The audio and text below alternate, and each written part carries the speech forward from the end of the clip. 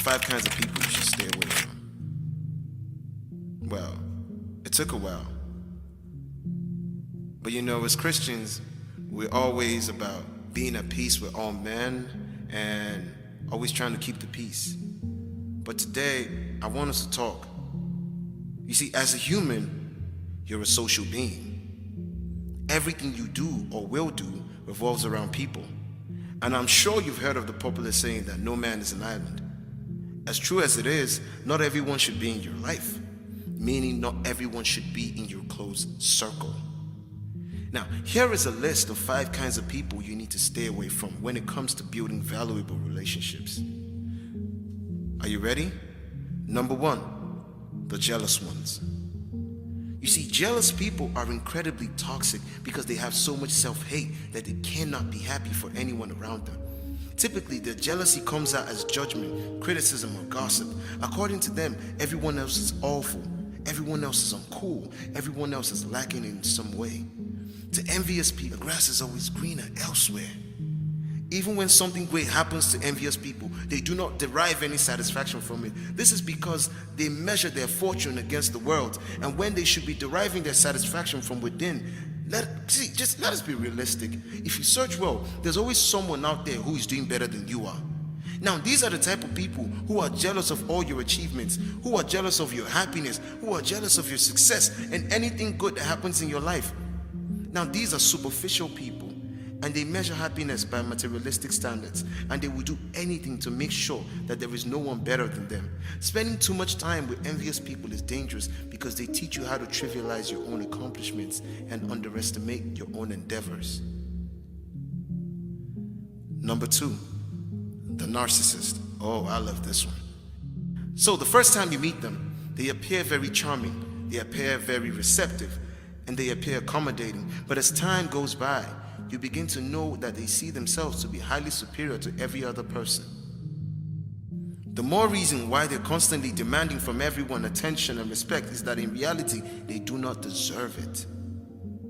Now, they may seem intriguing at first, they practically ooze self-confidence. However, underneath that layer lies an ugly secret of their self-obsession. They insult, humiliate, mislead, and lack empathy for their targets of blame. Does that sound like you? Let's keep going. Number 3, the pessimist. Oh, the pessimist. We have a lot of these. And sometimes I can't really blame people. I know things are hard, and sometimes it could be quite hard to be optimistic. But come to think of it, the angry, resentful, and bitter soul who is constantly reminding you that you will not succeed and will challenge you to it. Now, this is the greatest burden in your social group. No matter what kind of news or idea you share, there is that constant gloom and doom. Now, this is the killjoy dweller. They love to instill their fears and anxieties. Their negativity is unhealthy and distressing. I can't stand such. It's just crazy. The consistent aura of negativity that just oozes out of the pessimist can in no time convince even the staunchest optimist that they will never succeed. It's like these guys are so good at telling people that they can't be good. These guys are so good at making others look like they can't do it. Jeez.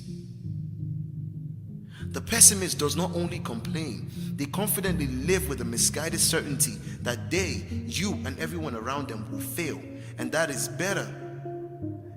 is better simply not to begin in the first place.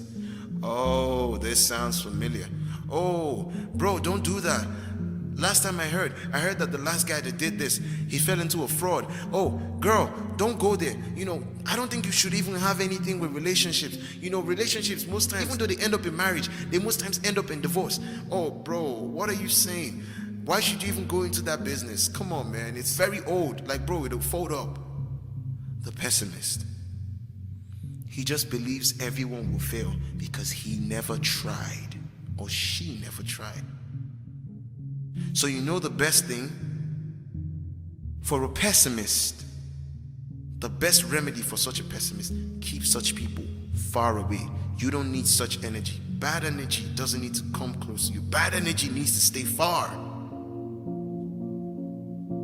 The Bible says, protect your heart with all diligence, for out of it flows the issues of life.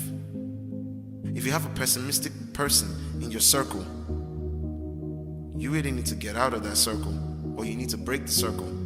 I don't know what you want to do, but you need to get out of there. And I know it's not so easy to be optimistic, because everything that can go wrong will go wrong.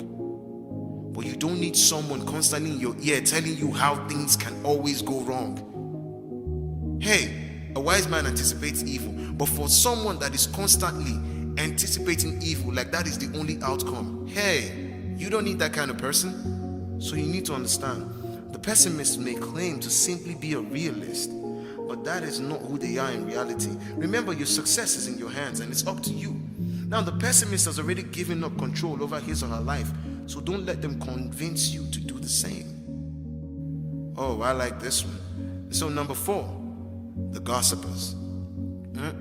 You won't believe what I heard today. Sounds familiar? Oh, don't tell me he did it. Oh, I knew that boy was never up to any good. I knew that girl was just useless. I knew it. I knew. Oh, wait till you hear about this. Does that sound like you? Well, if it does, this is for you. Now, I need you to understand that gossipers are always seeking for everyone's attention, and they will do anything to get it, even if that means practically cooking up stories. Oh, wow.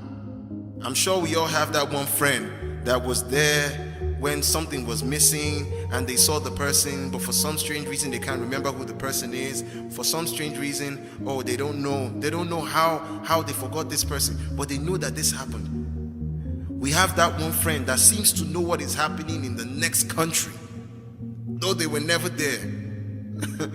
Oh my goodness. You see, there are the people who want to know every detail about your life and the lives of others just to gossip about it. And they can genuinely care for you, but that will not stop them from telling everyone else what they know about you. Whoa. You see, they never see anything wrong about their own lives. They cannot help it when their own doings are far worse than yours are.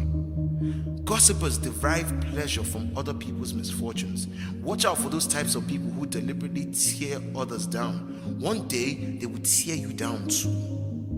You see, it's difficult to come to terms with the reality of someone with whom you've shared all your secrets with and with whom you've never had an argument with go about gossiping about you. It does not make sense, right? Yet many people have had this bad habit. If you have a friend that tells you someone else's secrets, even without blinking, they are probably sharing yours with the same ease. Oh my goodness. And I'm sure we have one or two of those people. At one point in my life, I was like this. But then I had to come to this harsh reality that even God himself will not trust you with secrets if you're spilling every other person's own. God can't trust you with secrets if you're spilling the next person's own. That's a devilish trait, and it needs to stop. It's a bad habit. I know you may care, but for the fact that someone told you something in confidence and you go around telling the next person, hey, look, just pay close attention to the people who want to know every single detail about your life and others' lives. The main reason is so that they can have something to gossip about. You may think that walking away from them and cutting them off your life is a bad idea since they already know so much about you. What if they go about telling everyone everything they already know about you? Well, as hard as this may sound, chances are they already did. They already did. Yeah. So just cut them off. And now this is the 5th and final point. And even if you can't get rid of all 4, you gotta get this one out of your life. The 5th kind of person you should stay away from: the myopic person. The person that cannot see far. The visionless one. The one who does not dream big. The one who doesn't have an aim in life. Isn't it funny that it's those myopic set of people that end up having the remaining 4 kind of traits? Oh yeah. Now, here's a funny thing. Some people just have no imagination. Their aspirations stop getting to work on time. You see, and they just cannot see themselves achieving anything great, and they lack the ability or simply refuse to visualize things being any better than they are right now. Man, and it's so bad. It's so bad because not everyone who does not dream can be referred to as a pessimist. True. Now, they don't think that your big plans are impossible. They just do not consider them at all. You see, dreams are incomprehensible, alien, and sometimes frightening to them. Now, more often than not, they seem resentful. They feel left behind when you start in your journey to success. Now, this kind of people can end up holding you back just because of the fact that they do not inspire you. Now, the more time you spend around these people, the more you begin to lose the razor-sharp focus that you need to chase your dreams. So you better get rid of them. Spend your time with people who can dream with you. Spend your time with those who can encourage your dreams. Spend your time with those who have an extra push exactly every time you need it. Remember that you can love everyone, but you cannot bring everyone into your circle. Yeah, you love everyone, but you can't bring everyone into your circle. I want you to understand that. It took a man of little to no character to betray the Lord. It's unfortunate that we have such kinds of people around. It's very unfortunate. But if you're going to go far, you need the right kind of people in your circle.